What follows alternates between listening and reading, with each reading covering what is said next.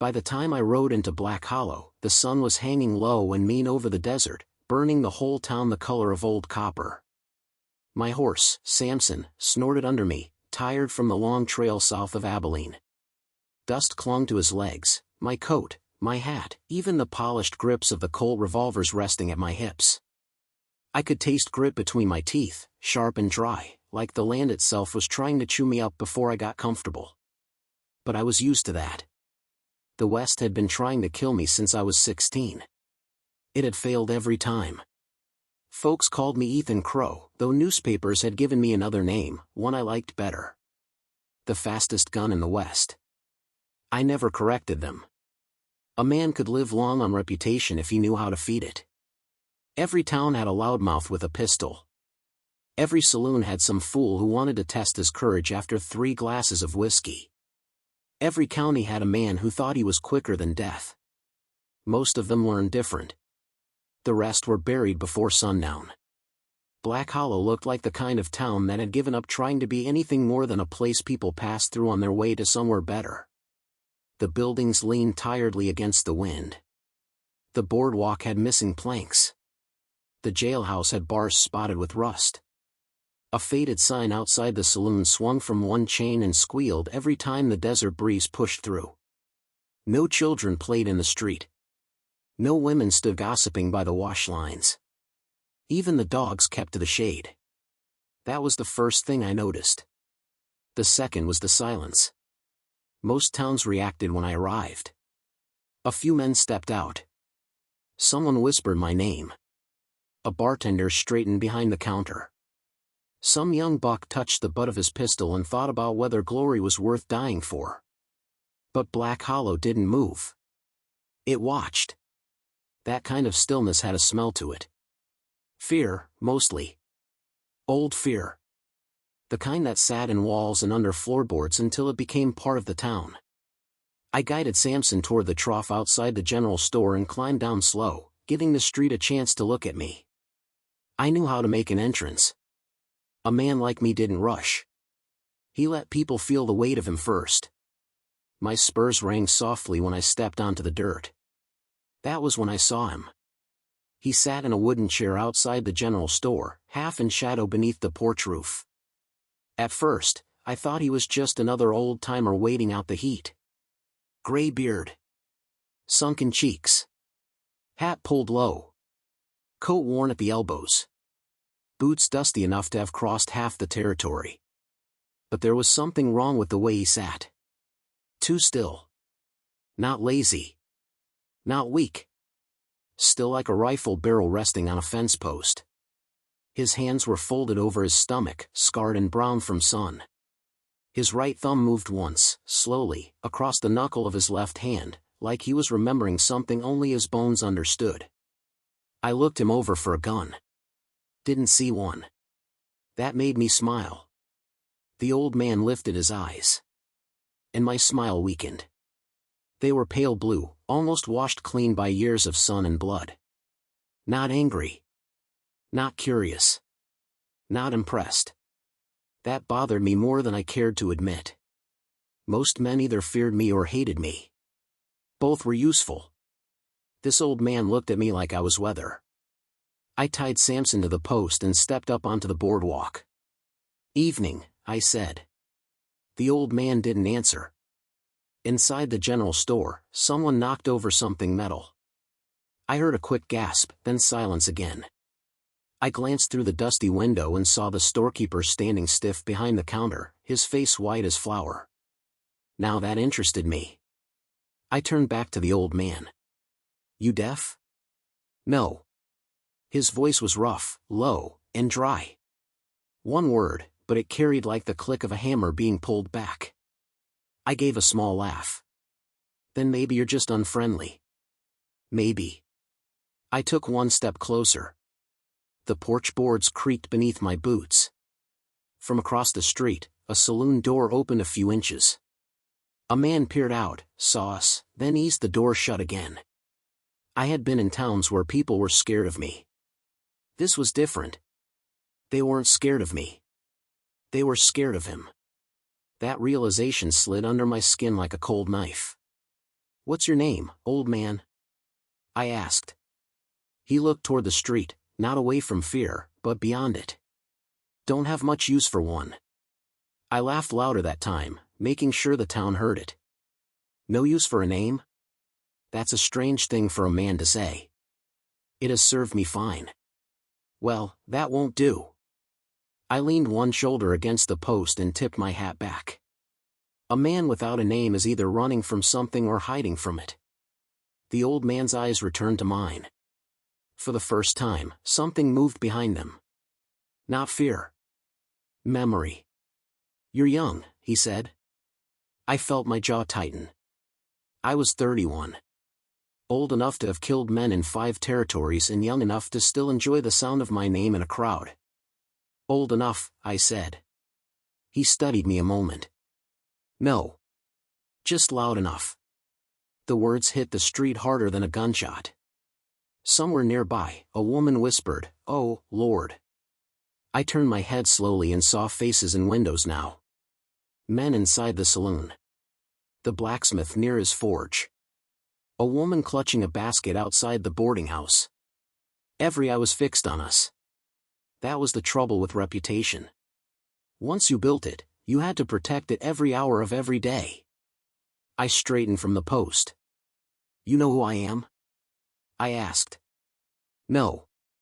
A hot flush rose behind my collar. "Name's Ethan Crow." "Nothing. They call me the fastest gun in the West." The old man blinked once. "Do they?" A few nervous murmurs moved through the street.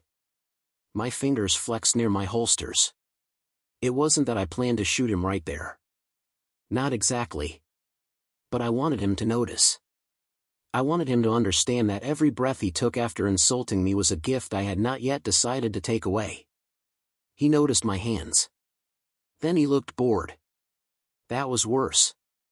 "You carry iron?" I asked. "Not where you can see it." That brought a few sharp breaths from the watching crowd. I smiled again, though there was no humor in it now. "That so?" The old man said nothing.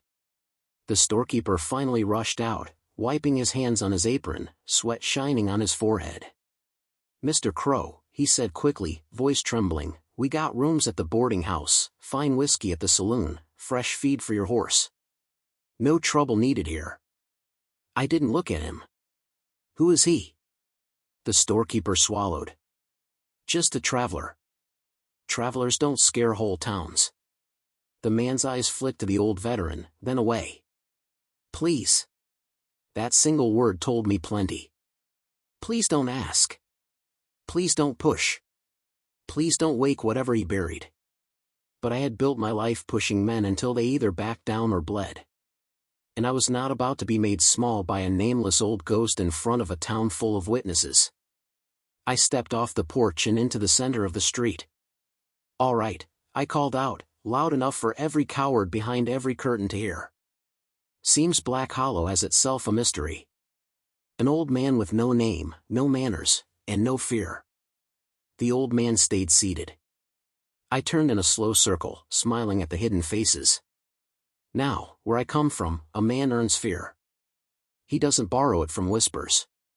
The veteran's chair creaked. The sound was small. Still, every person in town seemed to freeze. He stood. Not fast. Not dramatic.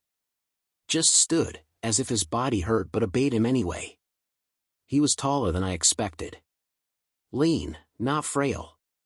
His coat hung loose, but there was strength under it, the wiry kind old soldiers carried after they had survived hunger, fever, bullets, and too many winters alone. When he stepped down from the porch, I saw the limp. Left leg. Old wound, maybe. That gave me back my confidence. A wounded old man. That was all. "You looking to die famous?" he asked.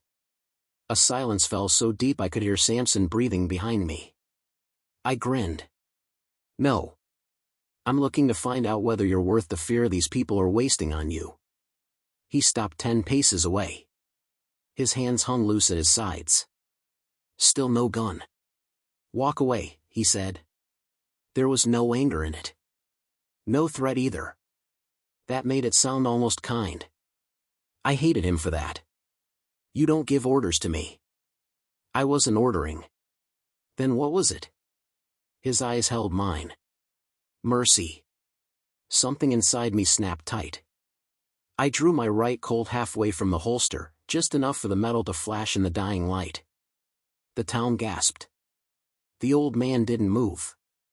I slid the gun back down slowly, smiling as if it had all been a joke. Tomorrow, I said. Sunrise. End of Main Street. The storekeeper made a choked sound behind me. The blacksmith muttered, God help us. The veteran looked at me for a long while. Long enough that my smile began to feel heavy. Then he said, No. I frowned. No? I don't duel for pride. I stepped closer. You will. Why? Because if you don't, every man in this town will know you're a coward. The veteran's face did not change. But the town did. Several people looked away from me, not him. Like I had just said something childish. Like I was the fool at the table who didn't know the cards had already been counted. The old man turned his head slightly toward the lowering sun. I've been called worse by better men. That line brought heat to my face again. I wanted to hit him. I wanted to draw. But shooting an unarmed old man in the street was not legend. It was murder. And murder without style didn't build a name. So I did what men like me do when violence must wait. I made a promise. Sunrise, I said again, lower this time. You come armed, or I drag your name out of whatever grave you buried it in. For the first time, his mouth moved into something almost like a smile. It was not friendly. It was not amused. It was the saddest expression I had ever seen. Young man, he said, my name is not buried in a grave. He stepped closer, and though I did not move, my body wanted to. It is buried under men. Then he walked past me. No hurry. No fear. His shoulder brushed mine as he passed, and I caught the smell of leather, dust, tobacco, and something faintly metallic. Gun oil, maybe. Or blood remembered too long. No one spoke as he crossed the street and disappeared into the narrow alley beside the jailhouse. Only when he was gone did the town breathe again. I turned toward the storekeeper. Where's the saloon? He pointed with a shaking hand. I walked toward it, every step hard, every eye still on my back. I pushed through the batwing doors and entered a room full of men who suddenly found their drinks fascinating. The bartender, a broad man with a scar across his chin, reached for a glass. Whiskey, I said. He poured. I drank it in one swallow. Then I leaned on the bar and looked at the mirror behind him. My reflection stared back, black hat, sharp eyes, dust on my face, pride burning hotter than good sense. Behind me, the saloon remained quiet. Too quiet. I set the glass down. Somebody better start talking, I said, because I want to know who that old man is. No one answered. At first. Then, from a table in the corner, an old woman's voice spoke through the smoke. You don't want to know who he is, Mr. Crow. I turned. She sat alone with a cup of coffee, face lined like cracked earth, silver hair pinned tight beneath a black bonnet. Her eyes were steady, but her fingers trembled around the cup. I smiled without kindness. And why is that? She looked toward the batwing doors, as if expecting the veteran to appear there. Then she whispered. Because every man who ever learned his name died wishing he hadn't. The whiskey turned cold in my stomach. Outside, the wind pushed through Black Hollow, carrying dust down the street like ashes. And for the first time since I had become the fastest gun in the West, I wondered if I had just challenged the wrong man. I barely slept that night. Black Hollow had a strange way of pressing against a man's thoughts. The town groaned in the dark like an old ship lost at sea. Wind slipped through cracks in the boarding house walls. Somewhere outside, loose metal banged softly against wood over and over again, like a warning nobody wanted to hear. I sat by the window of my room with a whiskey bottle in one hand and my revolver resting across my lap. Below me, Main Street looked dead. No lanterns burned. No drunks stumbled out of the saloon. Even the coyotes sounded distant, as if the desert itself avoided this place after sundown. But none of that bothered me nearly as much as the old man. The nameless veteran. Every time I closed my eyes, I saw that expression again, not fear, not anger, but disappointment. Like he already knew how our story ended and pitted me for walking into it. I hated that feeling. I had spent years building my reputation across Texas, New Mexico, Kansas, and Arizona. Men stepped aside when I entered towns. Sheriffs watched me carefully. Gamblers bought me drinks hoping my shadow would keep trouble away from their poker tables. I had faced killers before. Brothers with matching revolvers. Ex-soldiers from the Confederate cavalry. Bounty hunters. Mexican gunfighters. Outlaws who decorated their belts with human ears. But none of them had unsettled me the way that old man did by simply standing still. Around midnight, I finally stood and holstered my Colt. If Black Hollow wouldn't volunteer answers, I'd drag them out myself. The boarding house stairs creaked beneath my boots as I went down. The old owner glanced up from her chair near the fireplace, her wrinkled hands knitting something gray. "You ought to leave town," she said quietly.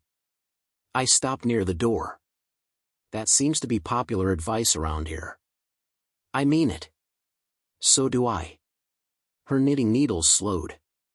"Men like you always think danger comes with noise. But the worst kind doesn't." I pushed through the door before she could say more. The night air felt cooler than before, carrying the smell of dry dirt and old rain trapped somewhere far beyond the mountains. The saloon still glowed faintly. Inside, only a few men remained. Smoke floated beneath the ceiling beams. Cards slapped softly against a table in the back corner. The bartender looked up the second I entered. He didn't look happy to see me alive. I walked to the counter. "Another whiskey." He poured without speaking. I drank slowly this time. Then I placed the glass down hard enough to get everyone's attention. "Let's try this again," I said. "Who is the old man?" Silence. A rancher near the poker table shifted uneasily. Someone coughed. I smiled coldly. Funny thing about silence. Sometimes it sounds an awful lot like guilt. The bartender sighed heavily. "You really don't know when to stop, do you?" "No. That'll get you killed." I leaned closer. "Maybe. But not by some limping old drifter." The rancher suddenly stood so fast his chair scraped loudly across the floor. "Don't call him that," he snapped. I turned toward him. He looked nervous the moment the words left his mouth. I stared at him. "Seems you've got strong feelings." The man hesitated before sitting back down slowly. "You should leave him alone." "Why?" "Because men who go looking for his past usually end up becoming part of it." I laughed softly. "You people talk about him like he's some ghost story." The bartender wiped the counter with a rag that didn't need wiping. 5 years ago," he said quietly, 3 brothers rode into this town. Nobody interrupted him. They were outlaws. Robbed banks up near Wichita. Killed lawmen. Mean bastards." He swallowed. "They came looking for the old man." "What happened?" "They found him." The bartender stopped wiping. "That night," he continued, "people heard gunfire out near Miller's Canyon. A lot of it." I folded my arms. "Next morning," the bartender said, "the 3 brothers were hanging from cottonwood trees." A cold breeze slipped beneath the saloon doors. "No sheriff did it?" I asked. The bartender looked at me carefully. "No sheriff was needed." I smirked. 3 men against 1 old veteran? Either those brothers were fools or your mystery man got lucky. The rancher shook his head immediately. "Luck had nothing to do with it." I turned toward him. "You saw it?" "No," he admitted. "But I saw the bodies." That caught my attention. The rancher stared into his whiskey. One was shot through both eyes. The saloon went silent again. Even I felt that one. A double eye shot in darkness wasn't luck. That was skill. Deadly skill. Still, I refused to show uncertainty. A good shooter, I said calmly. That's all. The bartender gave a humorless laugh. No, son. A good shooter wins duels. His eyes lifted toward me.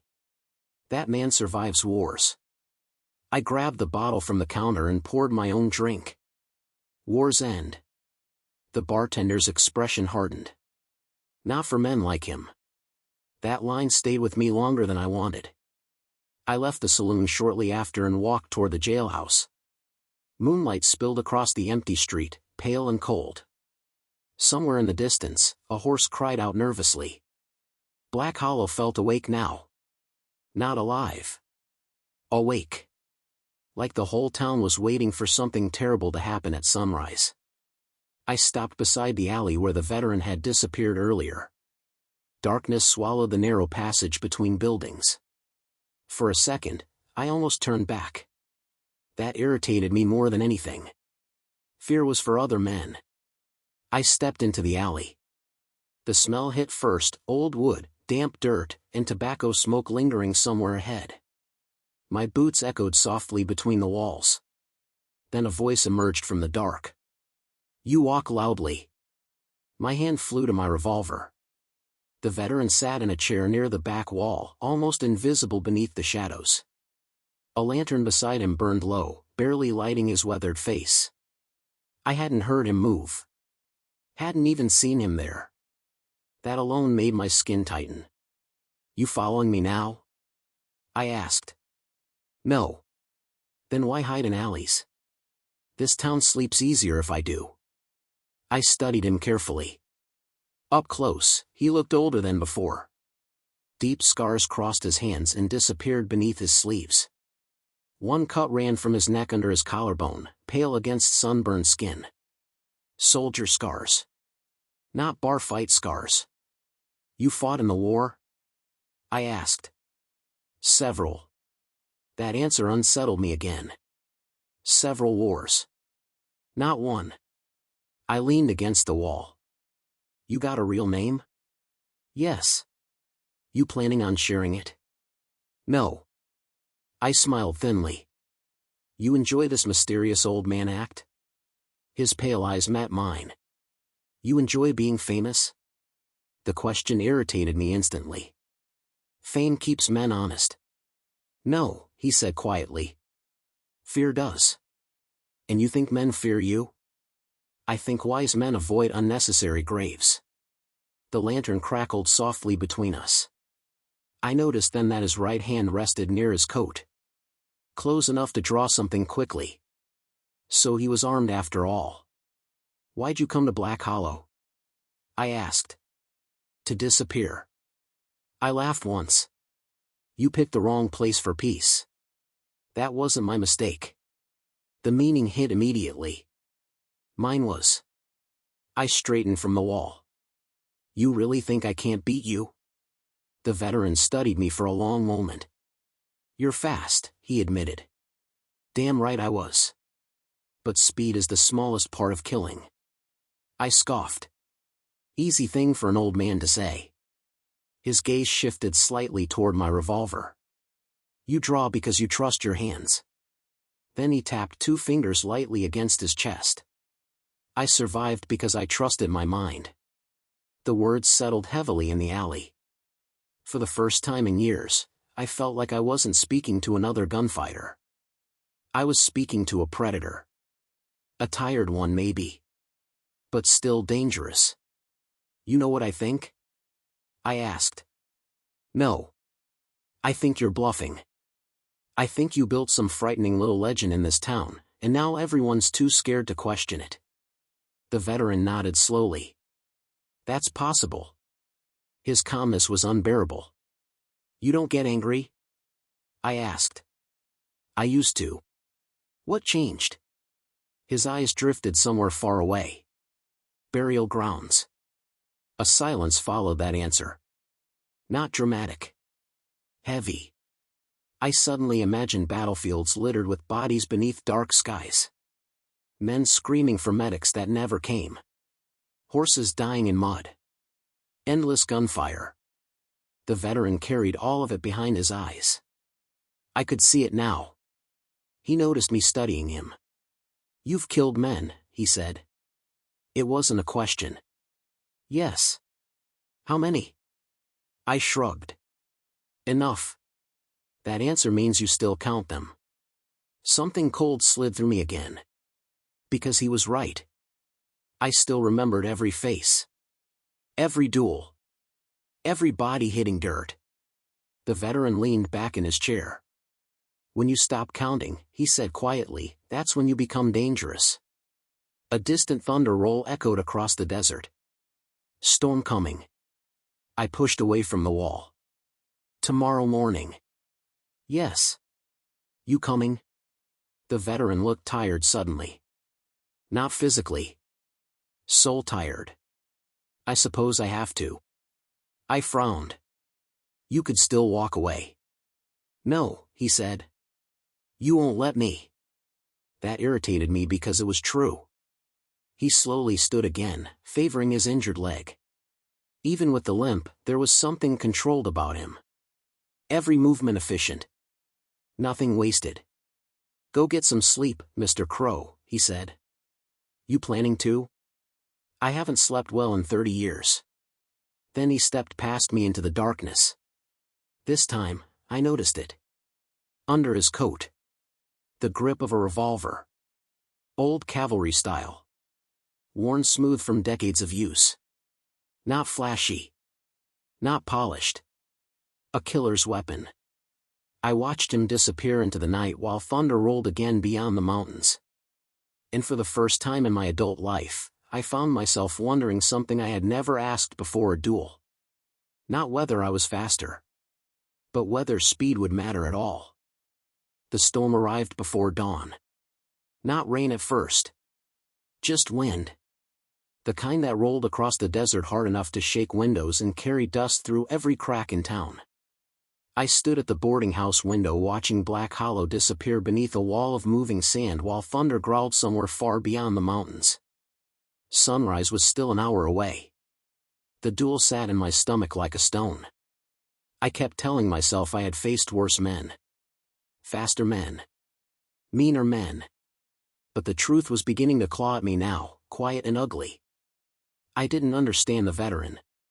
And men are most dangerous when you can't predict them. I buckled on my gun belt and headed downstairs. The boarding house owner stood near the stove making coffee. She looked at me with the same pity people usually reserve for condemned prisoners. "You still have time to leave," she said softly. I grabbed my hat from the rack beside the door. "You all keep saying that. Because none of you young fools ever listen." I paused. "Who is he?"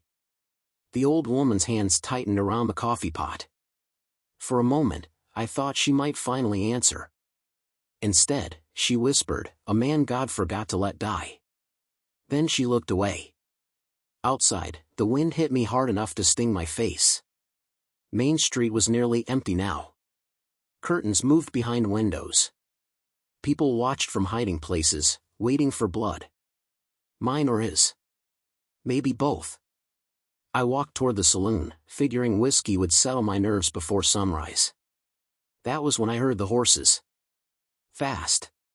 Too fast for travelers.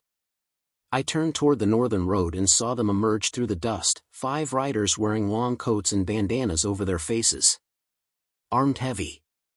Shotguns, repeaters, revolvers. Outlaws. The lead rider spotted me immediately. "There he is," he shouted. I frowned. "You got the wrong man." "No," the rider barked. "We're looking for the old bastard." Every muscle in my body tightened. The veteran. The riders stormed into town without slowing. One of them fired a shotgun into the air, sending townsfolk scrambling behind doors. The lead outlaw pointed toward me. "Where is he?" I didn't answer. Mostly because I didn't like being ordered around. but partly because curiosity had rooted itself inside me. I wanted to see what happened next. The outlaw rode closer. "You deaf, cowboy?" Before I could speak, another voice answered from behind them. "He usually hears fine." The entire street froze. The veteran stood near the blacksmith shop, coat moving softly in the wind. I hadn't even seen him arrive. One of the outlaws laughed harshly. "Well, hell. Look what crawled out." The veteran's pale eyes moved across the riders calmly. No fear. No surprise. Recognition. The lead outlaw spat into the dirt. "Been hunting you a long time, old man. Should have hunted someone easier." The outlaw grinned beneath his bandana. "You remember my brothers?" A silence fell over the street. Then I understood. The three brothers from the bartender's story. These men were family. The veteran nodded once. "I remember where I buried them." That did it. The outlaw yanked his revolver free. Everything after that happened faster than thought. The veteran moved. Not quick like a gunslinger showing off in a saloon duel. Efficient. Deadly. His coat opened just enough for the revolver beneath it to appear like black lightning. Boom. The lead outlaw flew backward off his horse before his own gun fully cleared leather. Boom. Second rider dropped screaming, blood spraying across the dust. The town erupted into chaos. Horses shrieked. Gunfire exploded. Windows shattered. I drew my Colts on instinct and dove behind a water trough as bullets ripped through the street. One outlaw aimed toward the veteran with a repeater. The veteran shot him through the throat before the rifle settled. 3 shots. 3 dead men. Cold precision. No wasted movement. No hesitation. The remaining 2 riders split apart immediately, trying to flank him. Smart. The veteran limped toward cover beside the blacksmith forge while bullets hammered sparks from the stone wall behind him. One outlaw circled wide toward the alley. The other stayed mounted and charged directly through the street, firing wildly. I should have stayed out of it. It wasn't my fight. But survival has a way of choosing sides for you. The mounted outlaw spotted me behind the trough and swung his revolver toward my head. I fired first. My Colt roared. The man spun sideways off the saddle and crashed into the dirt hard enough to break his neck. The last outlaw vanished into the alley beside the jailhouse. The veteran saw it too. For the first time, urgency crossed his face. "Down," he shouted. I barely reacted before the alley exploded with rifle fire. Wood splintered above me. Glass shattered across the street. The outlaw had a long gun now. And he knew how to use it. The veteran moved through the chaos with terrifying calmness. He crossed the street while bullets chased him, limping slightly but never stumbling. Every movement looked practiced from years of surviving places worse than Black Hollow. I followed behind overturned crates toward the saloon porch. "You know him?" I shouted. "Yes." "Who is he?" "Mean enough to survive." Not the answer I wanted. The outlaw fired again. A bullet smashed through the porch rail inches from my hand. I returned fire blindly while the veteran studied the alley carefully. Then I noticed something strange. He wasn't rushing. He was listening.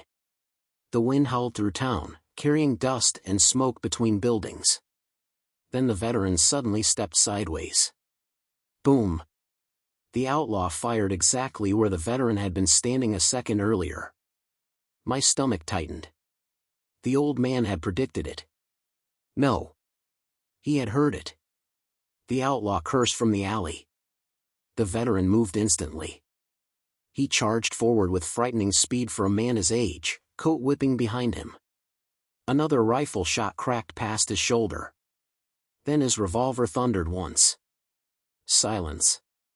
The alley went still. The veteran disappeared into the shadows for several seconds. When he returned, blood spotted his sleeve. "Dead?" I asked. "Yes." "You hit him clean?" The veteran glanced at me. No. Something about the way he said it made me stop asking questions. Around us, the town slowly emerged from hiding. Doors creaked open. Nervous faces appeared behind windows. 5 outlaws lay dead across Main Street. And the veteran looked barely winded. I stared at him openly now. Not as an arrogant gunfighter sizing up an old man.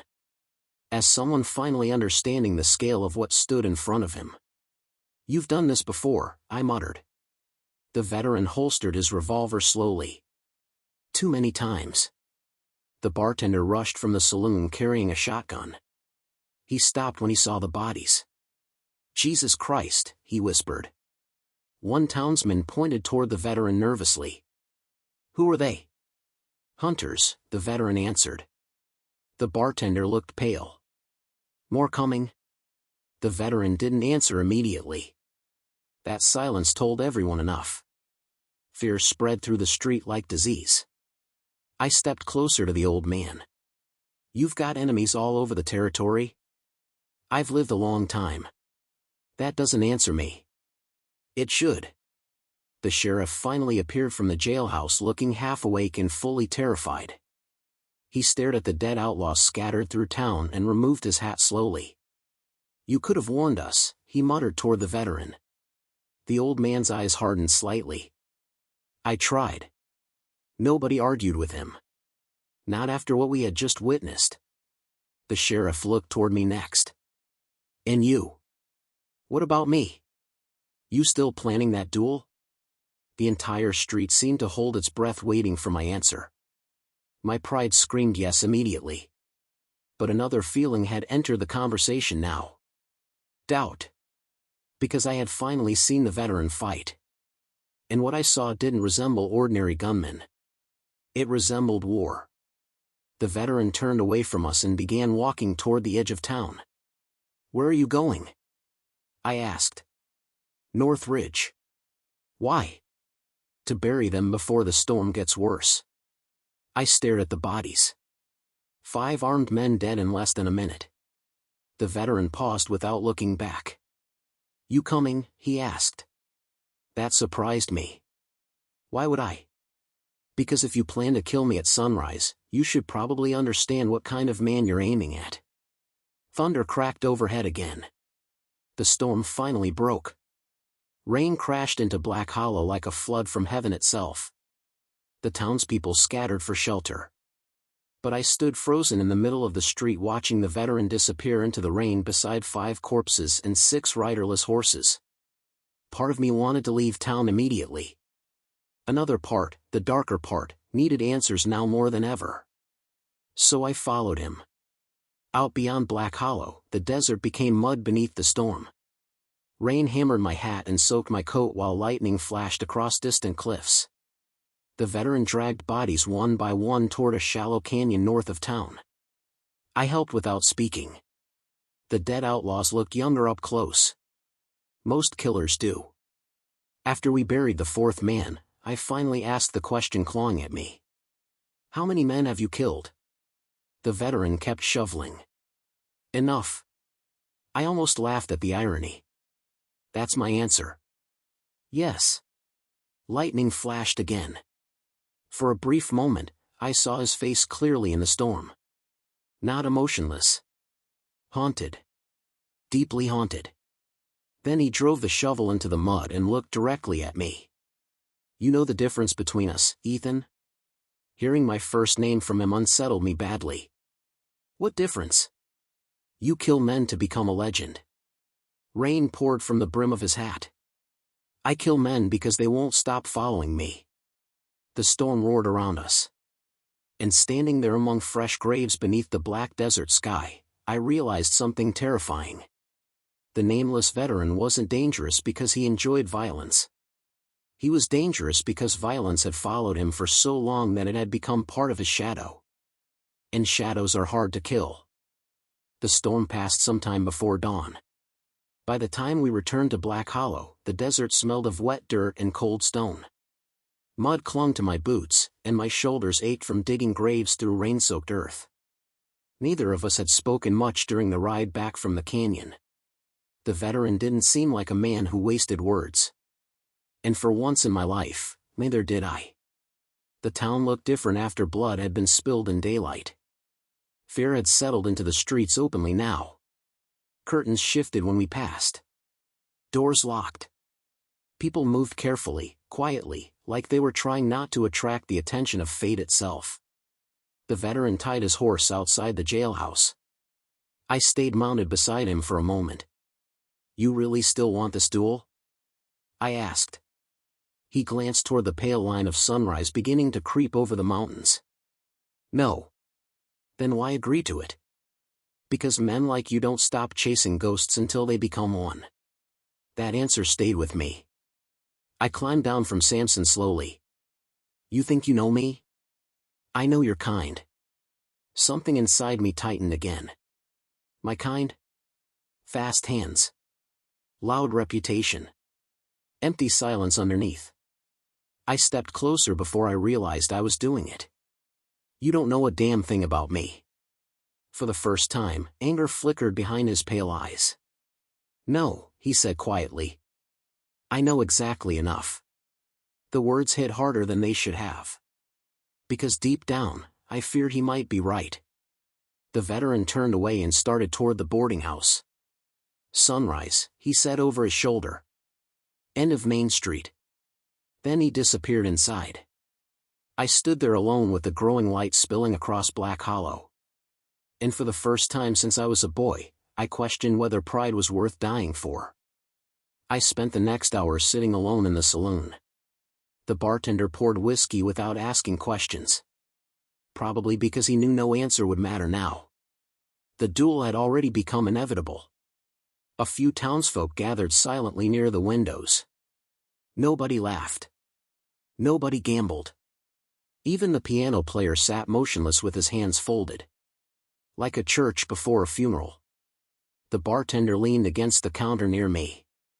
"You could still ride out." I stared into my glass. "Would you?" "No." "Then why ask me to?" He sighed heavily. "Because I've seen enough men buried in this town." I looked toward the street outside. "You afraid for him?" The bartender shook his head immediately. That unsettled me more than if he had said yes. "I'm afraid for you." I forced a grin. That old man's got everybody convinced he's deaf himself. The bartender's expression stayed serious. "No," he said softly. "Death is easier to understand." The saloon doors opened behind me. Every conversation stopped instantly. I didn't need to turn around to know who had entered. The veteran walked past the tables slowly, wearing the same worn coat and old cavalry revolver. Rain had darkened the leather around his shoulders. His limp seemed slightly worse now after the fight and burial work. But his eyes looked sharp. Awake. Dangerously awake. He stopped beside my table. "Walk with me," he said. I stood after a brief hesitation. The entire saloon watched us leave together. Outside, dawn spread gold across the horizon. The storm clouds drifted eastward, leaving the desert washed clean and strangely beautiful. We walked in silence toward the edge of town.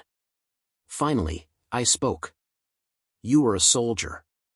"Yes." "Union?" The veteran nodded once. "How long?" "Too long." We reached the far end of Main Street where the desert opened wide beyond the last buildings. Wind rolled softly through the wet brush now. This was where men died in western towns. Far enough from homes to keep blood off the porches. The veteran stopped walking. "So," I said quietly, "this is it." "Yes." But neither of us reached for our guns. The veteran stared toward the rising sun for several long seconds before speaking again. "You remind me of someone." I frowned. "Who?" "My son." The answer hit me unexpectedly. "You had a son?" "Had." Something in his voice told me not to ask immediately. Still, curiosity pushed harder than caution. "What happened to him?" The veteran remained silent for so long I thought he might ignore the question entirely. Then he finally answered. He wanted to become famous too. A cold feeling spread through my chest. The veteran looked toward the distant mountains. He was fast. Fearless. Thought the world owed him respect because he could draw quicker than other men. His jaw tightened slightly. One day he challenged the wrong gunfighter. I swallowed slowly. And? The veteran looked at me then. He died in the street while people watched. The morning wind moved softly between us. For the first time since meeting him, I understood the sadness behind his eyes. Not just war. Loss. Deep loss. You think that's me? I asked carefully. I think you've been riding toward your grave for a long time. Something defensive rose inside me immediately. You don't know what I've survived. No, he admitted. But I know what survives inside men after enough killing. I stared at him hard. Then why not shoot me yesterday? The veteran gave a tired smile. Because I'm tired of burying boys who confuse reputation with purpose. That line cut deeper than any insult ever had. Because somewhere beneath my anger, I knew there was truth hiding inside it. I had spent years chasing reputation. Town after town. Duel after duel. Each victory lasting only until the next fool challenged me. I suddenly realized I couldn't remember the last time I had ridden somewhere for peace instead of attention. The veteran stepped back slightly. You still want the duel? Pride answered before wisdom could. Yes. The veteran closed his eyes briefly. Then he nodded. All right. The street behind us slowly filled with people gathering at a distance. The entire town had come to witness the end. I moved 20 paces south. The veteran moved 20 paces north. The wind settled. No thunder now. No rain. Just silence stretching across Black Hollow like a drawn wire. I rested my hand near my Colt. The veteran's hands hung loosely beside his coat. From somewhere behind me, a woman began quietly crying. The sheriff stood near the saloon with his jaw clenched tight. Nobody moved. Nobody breathed. The veteran opened his eyes fully now. And something changed in them. The sadness disappeared. What replaced it chilled my blood instantly. Focus. Pure combat focus. Not nervousness. Not adrenaline. Experience. It was the look of a man who had survived things worse than death and learned how to function calmly inside violence. For the first time in my life, I understood what true danger looked like. And it terrified me. The sheriff raised his arm shakily. When I dropped my hand, a sound interrupted him. Horse hooves. Fast. Everyone turned. 3 riders burst from the northern trail, guns already drawn. More outlaws. One shouted immediately. There he is. The veteran didn't even look surprised. My stomach dropped. They followed us from the canyon, he muttered. Gunfire exploded instantly. The townspeople scattered screaming. I dove sideways behind a water barrel while bullets tore through the street. The veteran moved faster than any man his age should have been capable of moving. Boom. One rider dropped instantly. Boom. Second outlaw spun sideways from his saddle. The third rider fired wildly toward the crowd. Without thinking, I shot him through the chest before he could hit a fleeing woman. The outlaw collapsed hard into the dirt. Silence returned again. Smoke drifted through Main Street. 3 more bodies. The veteran slowly lowered his revolver. Then something caught my eye. Movement on the rooftop above the saloon. Look out! I shouted too late. A hidden sniper fired. The shot slammed into the veteran's shoulder, spinning him sideways. The town screamed. Rage exploded through me instantly. Without thinking, I drew both Colts and fired toward the rooftop. The sniper ducked behind the chimney. I sprinted forward through the smoke while bullets hammered wood around me. The veteran was on one knee now, blood soaking his coat. Still alive. Still trying to stand. The sniper rose again. I fired first. My bullet smashed into the man's forehead. He collapsed backward off the roof and crashed into the muddy street below. Everything went still again. I stood breathing hard, smoke curling from my revolvers. Then I turned toward the veteran. He looked up at me with surprise crossing his face for the first time. "You saved me," he said quietly. I holstered my Colt slowly. "Guess I did." Blood poured through his fingers as he held his wounded shoulder. The sheriff rushed toward us with 2 townsmen. "You hit bad?" I asked. The veteran examined the wound briefly. "Not fatal." "You sure?" "I've had worse." Honestly, I believed him. The townspeople gathered carefully now, staring between us in confusion. Because the duel had changed. Something fundamental had shifted the moment we fought beside each other instead of against each other. The veteran slowly stood again despite the blood loss. Then he looked directly at me. "You could have walked away. So could you." A faint smile touched the corner of his mouth. First genuine one I had seen. "You're not as lost as I thought." I almost laughed at that. "Don't sound too proud." The veteran glanced toward the dead sniper lying in the street. "They won't stop coming," he said quietly. "Who?" For the first time since meeting him, uncertainty entered his face. Then he finally gave me the answer I had been chasing since arriving in Black Hollow. "My name," he said slowly, "is Samuel Mercer."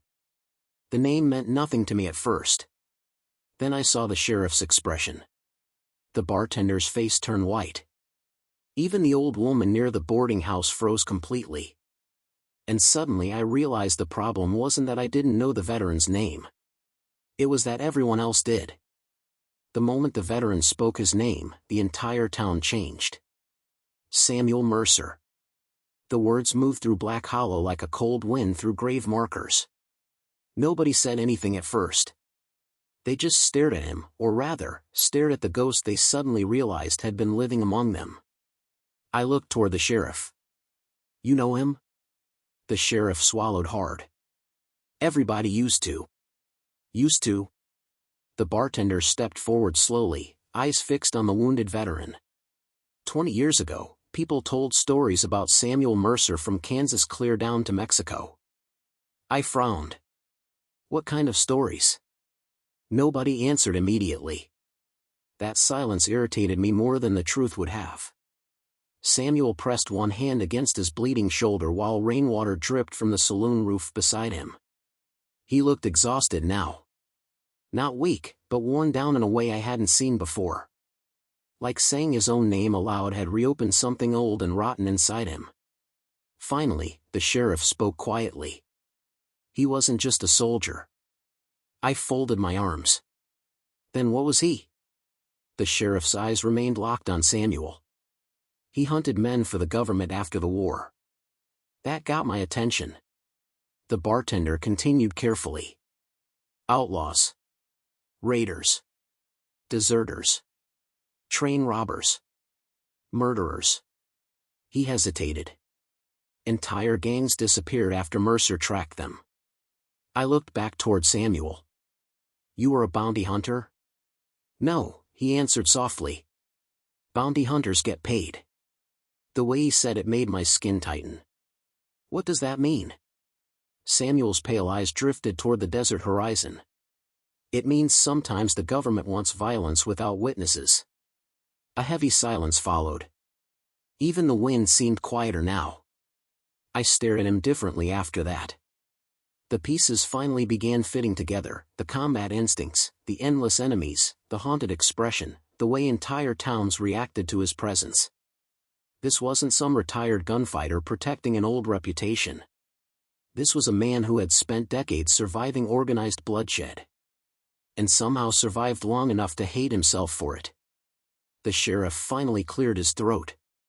"We should get that shoulder patched." Samuel nodded once. Before he could move, I asked the question still clawing at my head. "Why are they hunting you now?" For the first time since revealing his name, Samuel hesitated.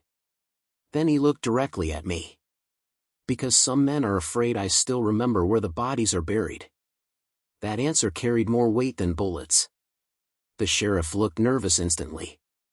The bartender looked away altogether. Whatever Samuel Mercer had done during those years, it was big enough that men were still trying to erase him decades later. Samuel started walking toward the doctor's office. I followed beside him. You could have told me all this earlier. Yes. You didn't. No. I frowned. Why? Because young men with fast guns usually stop listening after the first warning. That stung because it was true. We reached the small clinic near the church. The doctor nearly dropped his medical bag when he saw Samuel covered in blood. Lord Almighty, he muttered. Not as bad as it looks, Samuel said. It looks terrible. The doctor guided him inside while I waited near the doorway. For the first time in years, I didn't know what came next. The duel was gone now. Destroyed somewhere between the gunfight and Samuel speaking his name aloud. And strangely enough, I felt relieved. That realization unsettled me deeply. Because men like me weren't supposed to walk away from challenges. We were supposed to die from them eventually. An hour later, the doctor emerged wiping blood from his hands. He'll live. I nodded. He asking for you. Inside, Samuel sat on the edge of a narrow bed while the doctor wrapped fresh bandages around his shoulder. Without the coat and gun belt, he looked older. Smaller somehow. Human. But the eyes remained the same. Sharp enough to cut through lies. You staying in Black Hollow? He asked me. I hadn't decided. You should leave. I almost laughed. You're still giving that advice? Yes. Because of more hunters? Samuel nodded slowly.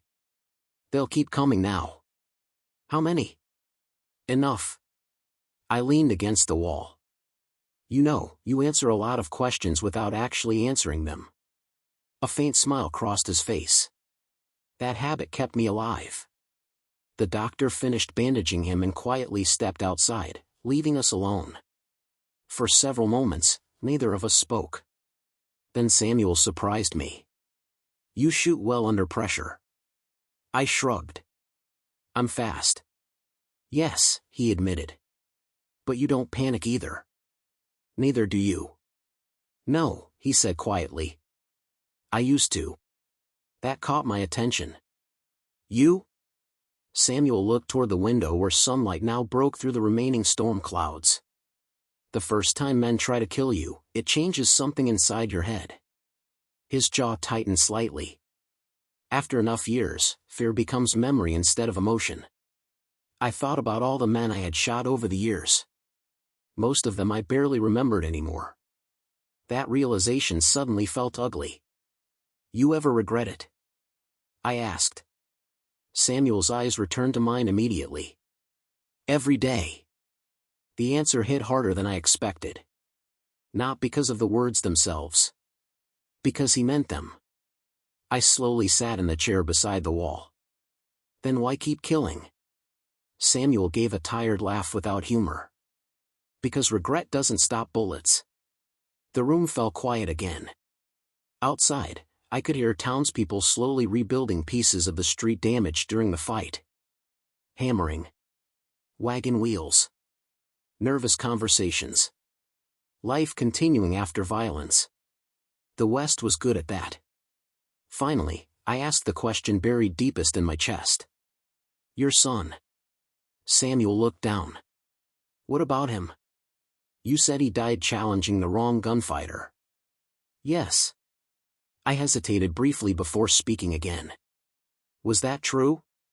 Samuel remained silent for so long I thought he might refuse the answer. Then he finally spoke. No. I frowned. He died trying to become me. The confession settled heavily between us. Samuel rubbed one hand slowly across his beard. He worshipped violence because he grew up around it. Thought fear and reputation were the same thing as strength. His voice lowered. By the time I understood what I'd taught him, it was already too late. I stared at the floorboards quietly.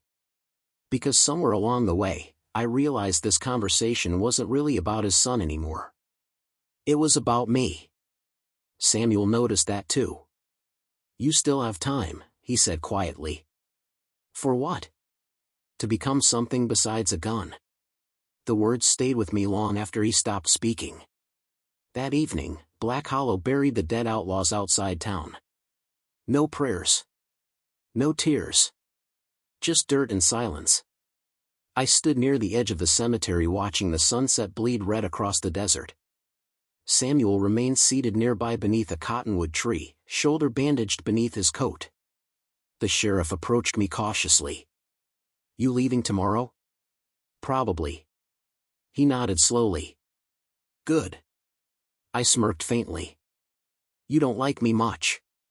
"No," the sheriff admitted honestly. "But you're not the worst man who's ridden through here." His eyes shifted toward Samuel. "Not even close." After the burial, the townspeople slowly returned home. Lanterns began glowing warmly through windows. For the first time since arriving, Black Hollow almost looked peaceful. Almost. Samuel remained beneath the tree as darkness settled. Eventually, I walked over and sat beside him. For several minutes, we watched the desert quietly. Then I asked, "What happens now?" "I leave tonight." "You wounded?" "I've traveled worse." "Where will you go?" Samuel shrugged slightly. "Far enough that the next town doesn't know my name." I laughed softly. "Think that's still possible?" "No." The honesty of it made me strangely sad. After everything he had survived, peace still remained beyond his reach. "You know," I said carefully, "I really was going to kill you." Samuel nodded once. "I know." "You think you could have beaten me?" He looked toward me calmly. "Yes." Normally, that answer would have angered me instantly. Instead, I found myself believing him. And oddly enough, I was glad I never had to find out. The wind moved softly through the cemetery grass. Samuel slowly stood despite the pain in his shoulder. "I've got something for you." He reached beneath his coat and pulled out an old revolver cartridge. Tarnished brass. Worn by time. I took it carefully. "What is it?" "The first bullet I ever carried into combat." I stared at it silently. "Why give it to me?" Samuel's eyes narrowed toward the dark horizon. "So maybe you remember something." "Remember what?" "That surviving violence isn't the same as winning it." Then he turned and walked toward the edge of town. No dramatic goodbye. No handshake. Just a limping old veteran disappearing once more into the American frontier. I watched him go beneath the moonlight until the desert finally swallowed his silhouette completely. Part of me wanted to follow him. Part of me wanted to forget him entirely. Instead, I looked down at the old cartridge resting in my palm. For years, I had chased reputation believing fear made men immortal. Samuel Mercer taught me the truth. Fear fades. Legends die. And every gunfighter eventually becomes either a grave or a warning. The next morning, I rode out of Black Hollow alone. No crowds gathered. No songs were sung. No one called me the fastest gun in the West.